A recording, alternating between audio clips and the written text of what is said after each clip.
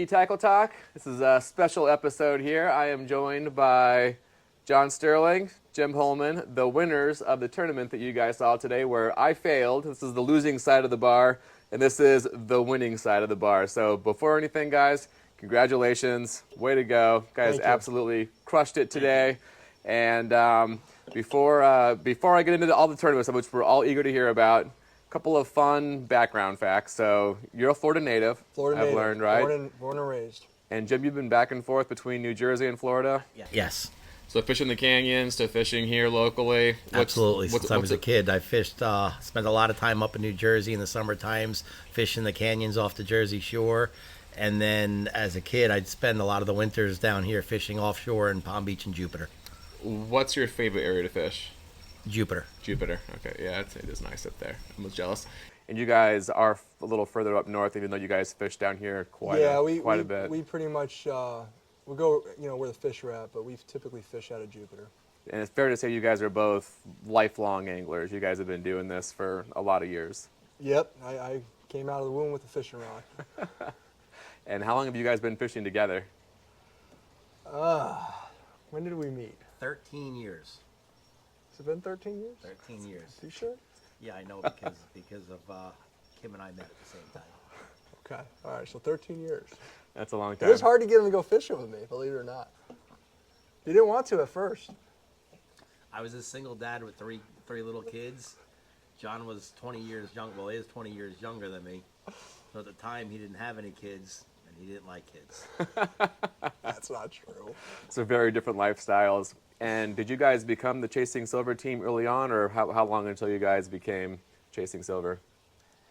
Go ahead. We started Chasing Silver in the end of 2020, and we fished a couple tournaments at the end of 2020, which we won. I think we fished 3 tournaments at the end of the year. We won 2 of them in a 22-foot dusky, and from there we just fished 2021, where we won the SKA Nationals, and it just kept growing from there. That's an incredible story. So I've been learning about them a little bit this evening, and they had, where I thought I started off in a 24-foot boat where I was trying to punch above my weight. You guys were winning tournaments in like a 20-foot boat to start with. Yep. So that's a funny story. I got a 227 Dusky, so the old 203, so it's really a 20-foot boat. And I was for months trying to get him to come fishing with me. I told him, I said, we could make this work. We could do some tournaments and win in these. And he didn't believe me. It took some persistence and convincing to have him come out with me. And finally we did it, and we were winning. We were actually doing it. You believe it or not, right, Jim? Yep. Before we get into how great you guys are, and we're going to get there, this is a humble channel, and I had a particularly rough tournament day. If you guys could share at least one Googan story about each other where things did not go as great as they went for you guys on tournament day. Oh, where do we start? That's every time we fish. We're glorified Googans. That's all I yell on the boat, that we're Googans during the day. So I'll give you 2 real quick. So we're fishing, I think it was fishing Chasing Tails a couple years ago. And it's right at the end of the day. And I got a kingfish on the side of the boat. It was a slow day. It was like our biggest kingfish we got. And it was just both of us. Usually a lot of times it's just both of us fishing. And I'm fighting the fish. And all of a sudden I look at Jim, and he's staring at the fish.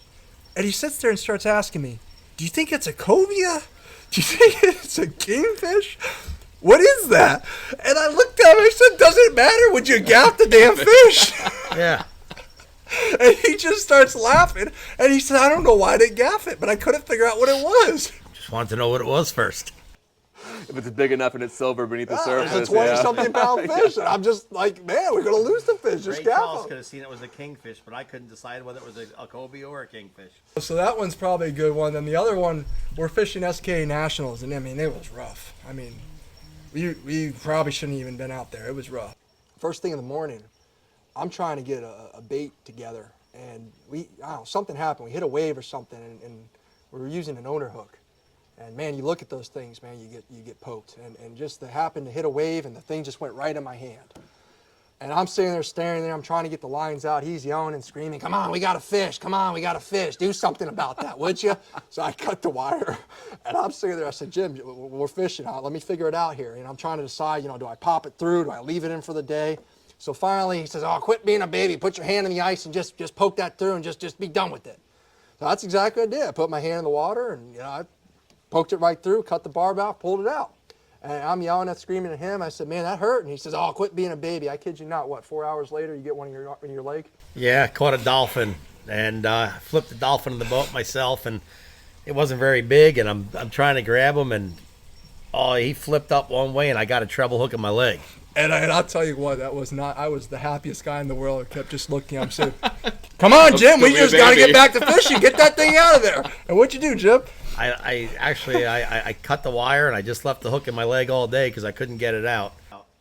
And to complicate things, at the end of the day, we're It's a treble hook too, you said, Treble right? hook. My son jumps on the leaning post to sit next to me on the way in, and he steps right on the hook, and I went from having one barb in the leg to 2 barbs in the leg. Oh yeah, we got a whole list of them. I mean, we're professional Googans, like you said. Even the best anglers sometimes still have some Googan moments, so that's humbling for us all. Let's get into the tournament because that's what everybody wants to hear about it. So I've got a few questions, but you guys tell the story as you guys see fit. My first question is did you guys pre-fish for the tournament? No, we didn't. If memory serves me right, I think we were having some rough seas for that whole week, right, Jim? We were. There was. I don't even think you were able to pre-fish, and the weather had just calmed down the day before the tournament. And I'll be honest, calm down. I'm not a big fan of pre-fishing to start with. Fish move. Yeah. Okay, and typically if you catch that winner pre-fishing, it's hard to find them again. So me personally, I'm not a big fan of it. Yeah, that echoes for me because I've only done it twice, and both times I fished better on my pre-fish day than I did the tournament day. And that's what we found, actually. A lot of times, we've done that quite a bit of times. We pre-fished something and really thought we had it dialed in, but the next day it was like, holy cow, did we even do this yesterday? Because it wasn't even the same playbook. It's completely different. Yeah, I mean, every day is different, and then also you're like a little bit more burned out too, having just been out for another full day the day before. But yeah, it makes me feel better going to sleep the night before the tournament. I'm like, all right, we're ready to go for tomorrow. Everything's ready on the boat. Everything's been ready. Everything's been rock solid. We caught a lot of fish today. Tomorrow's going to be great, and then I've struggled on tournament day. Yeah, no, that's with us too. Like you said, we just. It's best a lot of times now we don't even pre-fish. We just kind of see the patterns and see the conditions. Okay. Hearing you guys say that, I think I'm also done pre-fishing. So just focus on the big day. On your tournament day, you guys fish together all the time, and you guys fish a smaller boat, which is awesome. I love seeing smaller boats winning tournaments against bigger boats. How many guys were on the boat for a tournament day? Oftentimes, it's just John and I. It's a winning combination, right? Occasionally, when my son's available, he'll fish with us. He's a veteran as well, so it gives us oftentimes a veteran class that we can open. And his girlfriend has been our lady angler when she's available. She's also in the Coast Guard. She's in the Coast Guard, so her availability is very limited. But for the most part, it's John and I on tournament day. Okay. And for this tournament, was it just the two of you? No, we had Steele. There's a third guy. Yeah, we had Steele, his son, on the boat with us on this one. So the three of you guys. And how long has Steele been fishing with you guys? He's been on the team for 2 years. Okay. Yeah, when he came back from the Middle East, he started fishing with us off and on. That's awesome. So you guys are all comfortable. You guys have been doing it for a couple of years. What do you guys go out there who's doing what? What are the kind of roles that you guys do? Or does everyone do everything? Oh, I do everything. He sits on the helm all day. And yells and screams. That's why he wants the tower. He just wants to be up there in that ivory tower yelling down. Yeah. Tournament day, I'm typically the captain, and John's the angler. John's a hell of an angler. He's younger than me. He's got a lot more drive than me. So he angles, and then when we have other people on the boat, I still stay on the helm, and I'm the gaff man as well. Okay. Yeah. Usually I'm always the one grabbing the rods and setting the rods up. So we got a pretty good rhythm going with the two of us. It took some getting used to, but I think we actually got a good rhythm going. It is, and as a two-man team, I mean, the both of us have to be able to do everything at any given time. So as soon as there's a fish on, I'm clearing the other lines, and then so I can get back to the helm to chase that fish down. Oftentimes, if we don't have time to get all the lines in, you leave them out, you pray for the best, and you'll clean the mess up after you get the fish in. The most important thing is to get that fish in the boat. Yeah. Are you guys kite fishing? When you say you're leaving the lines out, okay. Yeah. Sometimes it depends. It's all in the conditions. It really is. You know, when it's right for slow trolling, then we're slow trolling. If it's right for kite fishing, we're kite fishing. You know, sometimes you're doing both. Yeah. Yeah. Do you guys put 1 or 2 kites up off of the boat? We just have one. Two's a little tricky, especially with just 2 of us. So we typically just put 1 out. Sometimes less is more. Sometimes less is more for sure. And again, we're a smaller boat. 2 kites could get messy for us. Yeah. Being 2 anglers, and we fish 3 lines off of the 1 kite, and plus when it's just the 2 of us, we'll have 2 flat lines out as well. So that's 5 lines for 2 guys. Yeah. And we've been in a mess where we've had multiple rods go off at once.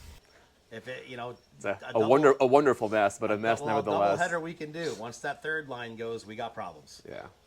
Yeah, you're talking to somebody who's tried to fly 2 kites, and I've dunked 1 and sent the other back. So I've made mistakes doing 2 kites, and I don't have the skill for it. Oh, don't worry, we've done it too. Yeah. Many times. Yeah, I remember I was walking back to the tackle shop, just head in shame. I'm like, I need another kite. Dunked it, got cut off. I don't even know how. It must have caught a prop at some point, but lost it. And the tackle shop owner is, do you know how many kites we sell to the same guy over and over again? Yep. Like, don't worry about it. That's kite fishing. So I'm sure he was not unhappy to make the sale, but also it's like a relief to hear other people occasionally dunking kites. How do you guys approach a tournament day different than you do like a normal day going out fishing for fun?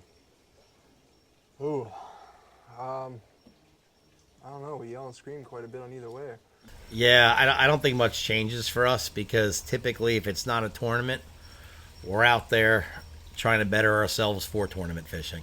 Yeah, so I don't think a lot changes for us, because like I said, if it's not tournament day, we're practicing for tournament day. Or getting ready, going bait fishing, So that's another thing about us. We try not to buy anything. So we catch and pen up all our own baits. I have a dock up in Jupiter that we have a few pens at, so we keep all the bait penned up there. We make all our own rigs. So we're just buying the terminal tackle and the hardware and assembling everything ourselves. So, I mean, all week long, especially, John's a lot better at it than I am. John always asks me for months before a tournament and weeks before a tournament, how your rigs coming? And I just say, yeah, they're coming. And then usually it's the day before and the morning of. It's just a marathon for me to tie them all up and get them done. But we've never ran out, so I'm doing okay. Do you guys want to share anything about like the kind of rigs that you guys are doing? Pretty standard. Sometimes we're doing titanium. Sometimes we're doing wire. We're definitely, just always a stinger hook on there. That way you got that extra hook there for if they miss the front hook. Really, it's nothing fancy. I mean, it really kind of boils down to less is more. It really does. I mean, these fish are smart. They see things very easily. So whatever you can get away with as small as tackle as you can without it breaking or losing the fish, that's kind of what we do. Yeah, it's the game. So depending on the days, depending on what kind of tackle you're going to be running. Yeah, and there's times, I've got different tackle for different conditions. Obviously you can get away if the water's dirty or rougher or something like that. If it's clear water, flat calm seas, sometimes you got to get creative, and that's one of the things. You can't be afraid to change things up a little bit on things like that, but you got to be careful, because if we've gone too light and then you get that big fish and it doesn't hold it, so you don't want that situation either. Yeah, it's very important to have a variety of tackle on the boat and different types of rigs, just because if something's not working, you got to try something else. Yeah. So, sometimes as simple as changing from fluorocarbon to mono drives the hit a little better at times. Who knows why? But it's definitely good to have a variety of rigs on the boat to change. If something's not working, try something else. Yeah, I live and die by that too. It's important. I mean, I kind of go back to trolling for dolphin with skirts and stuff. You're out there all day, you're not catching nothing. You change the color of a skirt, and all of a sudden you start catching them. You keep that color on, and you're still catching them. At a tough loss last year, we had a big wahoo on, and we had mono and titanium off the kite. And it's a bit of a luck, you know, if a toothy one hits the titanium versus the mono. Big wahoo hits titanium, and I'm like, yes, like it's hit the right hook for us. We're in good shape here. Bit through the titanium, and it like was just so deflated because I didn't realize that happens. And I've talked to more anglers about it, and they'll say like some of those big wahoo will bite through that titanium. And the unfortunate thing is, you try to go heavier, you don't get that bite. You know, do you guys have any thoughts on that? Yeah, no, I mean, we've done experiments on lightening tackle up, and you'll find it. You'll get that feel to where it's like this isn't working, you know, because you're getting all of a sudden 15, 20-pound fish, and then you're getting cutoffs, and you know that those fish that are cutting them off are bigger fish, and then you bump up to the next size that you have, and you're bringing in the fish. So I think one time we started experimenting with, you know, some of the real thin, just stainless steel, Yes. 58 pounds, and we were getting more hits, but we were losing fish over 30 pounds. We couldn't get them in. They just kept breaking them. And it was like, well, What's you the get point? you get the fish to hit, but you can't bring it in. Yeah. And we're You know? tournament fishing. We need the big fish. We're not trying to fill the fish box for Right. dinner tonight. But I mean, that can get you on the other side too if they're real lockjaw that day. You know, you gotta. It's a balancing act, you know. And if you do lighten your tackle, you gotta lighten your drag, because if not, you're gonna pop it real quick. And usually it's at the initial hit. It's right when they first hit it is when you're gonna pop it. Yeah, agreed. Those are the hard decisions, and it is harder when you're two guys and something you want to re-rig half of the rods you guys already have out there. Yeah. Well, we're lucky because when we do it, we do organize it.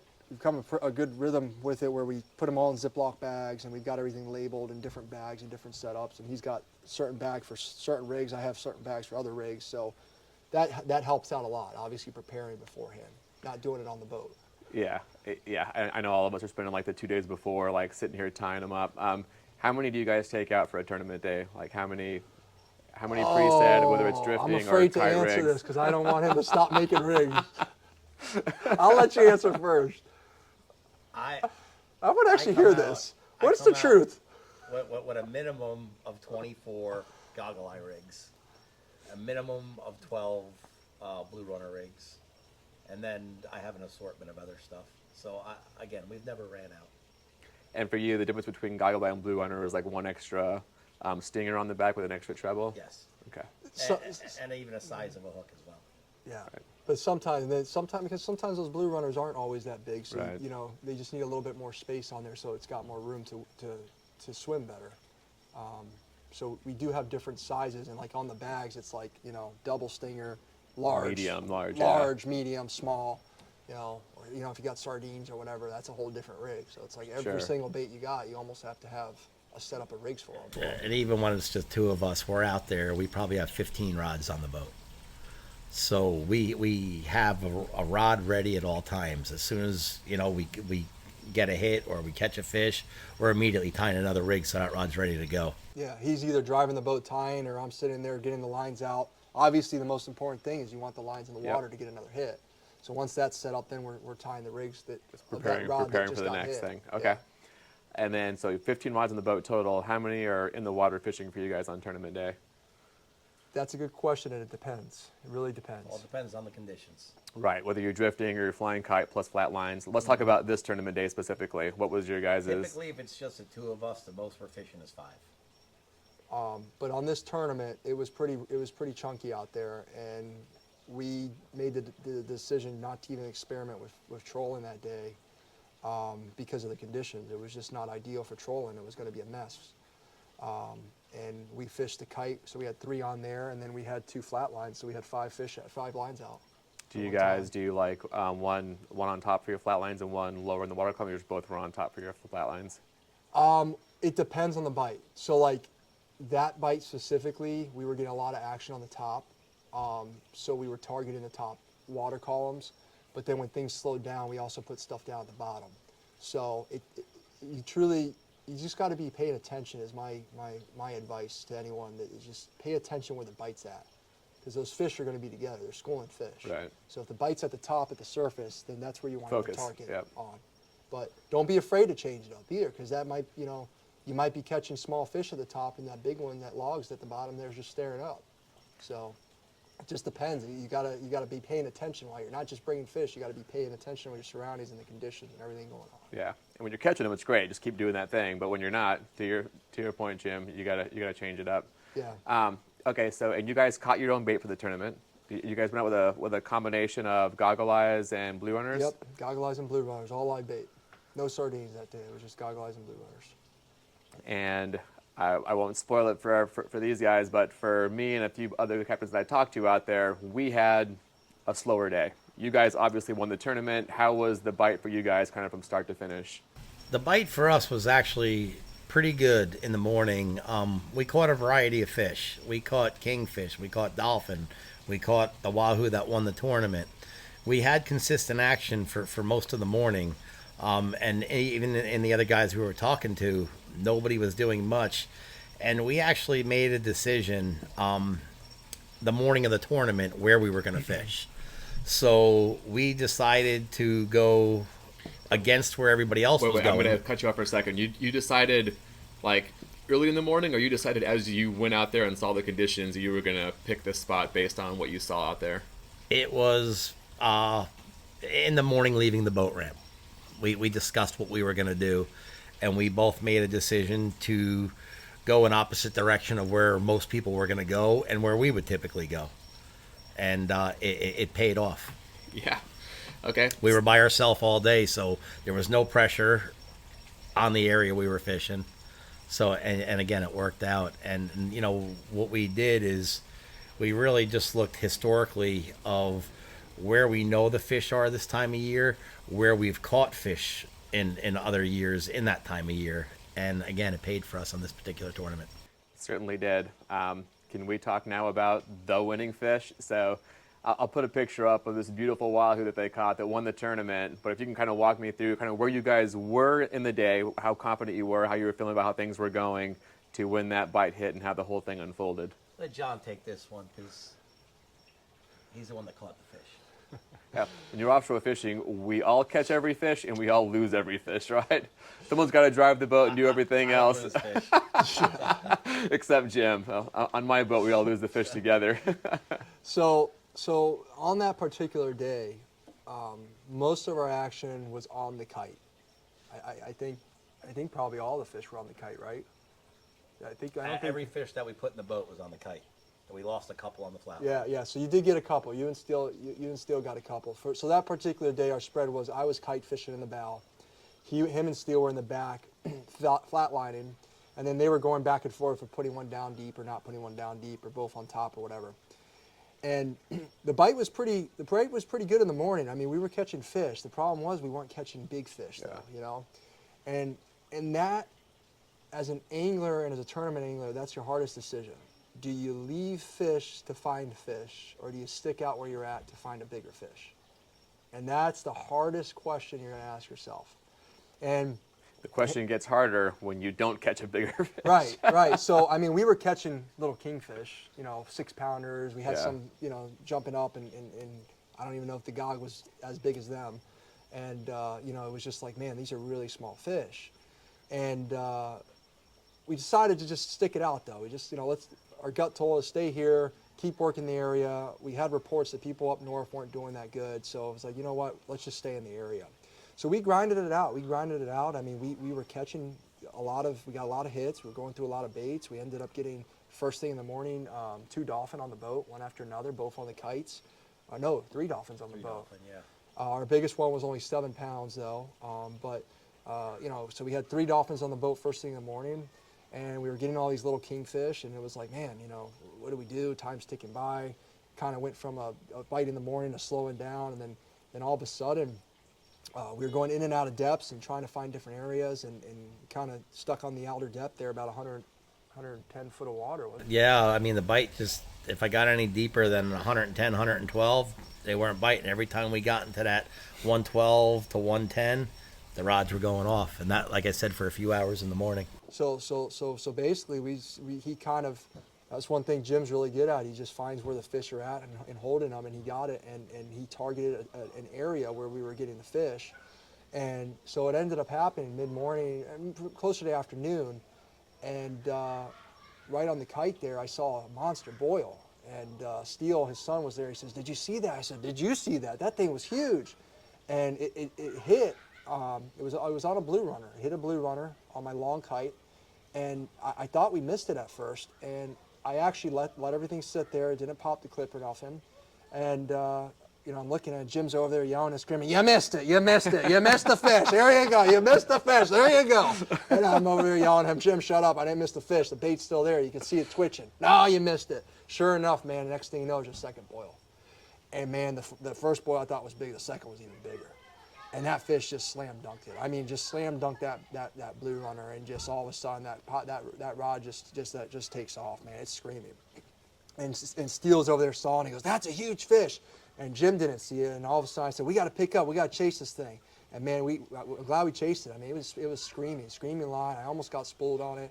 We get all the lines in. We start chasing it. We were fighting it for about a good solid 25, 30 minutes. Yep.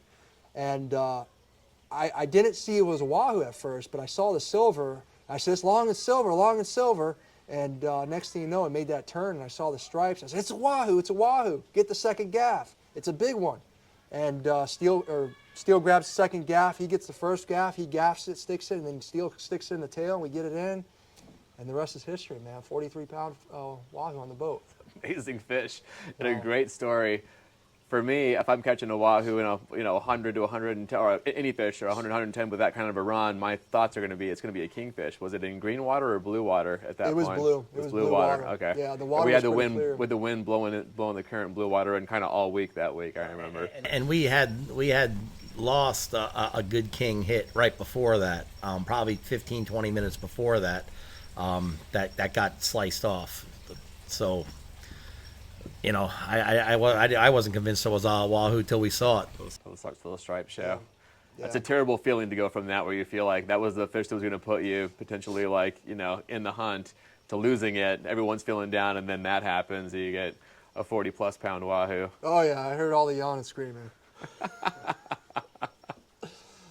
So you guys, that was still, you said late morning. You guys got the wahoo. About midday. Midday? Yeah, it was closer to midday. You're pretty confident at that point you had it wrapped up based on what you had heard from other people, or you guys were still fishing hard, thinking someone's got a bigger one? Hard. Yeah. We fished until lines out, right to the minute. Honestly, thought the fish was 38 to 40 pounds, and we knew there were some bigger kingfish that were caught up north. Not many, but we knew of fish in the 30s that were caught. So we had to grind out all day looking for something bigger. Yeah, and then the other thing is, in that tournament we had the Calcuttas and the kingfish, so we were really trying hard to get a Clean solid up, kingfish. yeah. And then they also, because of a single engine, we were able to get the kingfish single engine, but it had to be a 10-pound minimum, and none of our kings on the boat were 10. So that was the biggest thing. I was like, man, we got to try to get some more kings, or at least get a 10-pounder, and we snuck that right 10 at the. pounds, 2 ounces. We snuck that right at the end of the And day. we won single engine. Yeah. That's awesome. So we won the tournament with the big fish, and then we won single engine kingfish. With that 10-pound, 2-ouncer. 10.2 pounds. Yeah, I was also struggling to find a 10-pound kingfish, and being by myself, it was the terrible decision of do I throw this back, because I'm guessing it's 8 pounds, and try to keep a slot for 2 bigger ones, but I wound up keeping it, and I didn't find anything over 10 pounds anyways, like you guys did. How many fish total did you guys bring in that were over 10 pounds? So we had the one kingfish, and the wahoo was really the only one for. That was it, over 10. But it was cool because that day the dolphins weren't 10, but it were legal, and it still was a KDW for the day, which was pretty cool milestone to catch a KDW Yeah, today, especially in a tournament. So it's a great slam. yeah, it was. You don't do that often, and that was a pretty remarkable thing. And you guys, when you guys were catching the mahi, was that still in the same depth, or that was out deeper? Same depth. Yeah. And it's nice when they're all stacked in the same depth, right?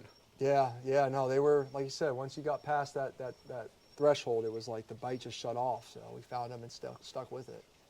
All right, so I think we covered a lot of the tournament. Congratulations again. You guys had a great day overall. This was in stark contrast to a lot of what I heard from other captains out there, including some pretty good fishing teams that got skunked for the day. So you guys had really a very different day than a lot of us had out there, so well done. Thank you. What kind of equipment keeps you guys successful out there? Not just tournament days, but kind of all your fishing days. I got to tell you, we've got some top-notch equipment. We got very fortunate with, first off, our our Simmerad machine. I mean, it's the best on the market. I got to tell you, there's times where he said, hey, raise that downrigger up, 70 foot, and I'm get to 71 and that thing just takes off and got hit by a fish. So I mean, stuff like that is just so accurate. It's amazing. Blue Water Boats, can't thank them enough for getting on this journey with us. We were very fortunate to find Paul Skilowitz when he was alive, and it's a very sentimental boat to us because this was the last custom boat he ever built prior to him passing. He didn't get to see it finished, but he literally finished all the custom part of it. I was real excited about it, and then passed away on that Sunday, unfortunately. But the Blue Water team finished the boat up, and they did a phenomenal job. We've got top equipment in there. Our live well system was phenomenal. They went above and beyond to make, as Paul would have said, to shove 35 feet into a 23-foot boat. Yep. And they did it. You're beating boats twice your size because you've crammed everything you need to in that form factor, and it's working. I mean, it's really working. fun to hear you guys doing this well on that size of boat. Mercury Marine, we are just beyond thrilled with that motor. I mean, that's by hands down the best motor in the market. The torque of the V8 is second to none, and hands down the whole shot out of the hole. There's no other 300 horsepower motor that could do what that Mercury. And that was the biggest thing for us is getting out of the hole because we're in rough conditions. If it's blowing, we're going. I mean, if that tournament's not canceled, we're fishing. Sending it. And we fish very heavy. We're fishing about 6,800 pounds. Yeah, single engine, still cruising 25, 30 mile an hour. I like them because they're quiet. My last boat had Yamahas, and they were fine. The first time I went to go start the Mercury, they were already on. It just couldn't even hear them. And I film everything, so it's nice to not have the engine being the primary source of audio in all the videos. Yeah. And they've been super reliable. Super efficient on fuel, super reliable. Like I said, there's no other motor you would even need to consider. And our biggest thing is because we do the tournament trails, we're on the road a lot. I mean, we're fishing from Pompano to Fort Pierce. We wanted the best trailer on the market, and we got it. Loadmaster Trailers. They are the best trailer out there. But yeah, we're very fortunate. We got top-notch gear, and our sponsors have made this happen for us. Everything you described about this boat is absolutely amazing. It's like NASA-level engineering to get everything you guys wanted to on that, powered by great Mercury engine. You guys use Seymour maps in your Simrad units? We do, yeah. We use Seymour maps, and that's definitely, if I can give one piece of advice for anyone new to fish in the area, definitely spend the money. It just makes things a lot easier just to track and to find, and it's definitely worth it. Yeah, I had the same experience, and I was told the same thing by somebody. It was like, just go get Seymour, put it into a Simrad unit, you're going to be happy. But the boat came with some Garmin stuff, so I tried that, and it was helpful with the relief shading that they offer. But then when I actually got a Simrad unit, and I just got the little external one, but powered by Seymour Maps, the visibility is absolutely, it is a total game changer. Garmin's a great machine, and I would never badmouth them at all. But when it comes down to the Seymour Maps, and you can't get it in Garmin, and Garmin has their own topography map, it's not nearly as detailed as the Seymour Maps is. Yeah, we've been thrilled so far since we've converted over there. It was maybe like 6 months ago now. I mean, like John said earlier, there's often times where I'm working with Seymour Maps and the depth finder in conjunction, and I'll say drop the downrigger down to 90. I'm coming right up to a ledge. I can see the fish are there. No sooner than he stops that downrigger, that rod's off. Yeah, we use it for fishing and for diving, and it's been a game changer for us. No more guessing. Gets you right on it too. Yeah, it's not even a pinpoint accuracy.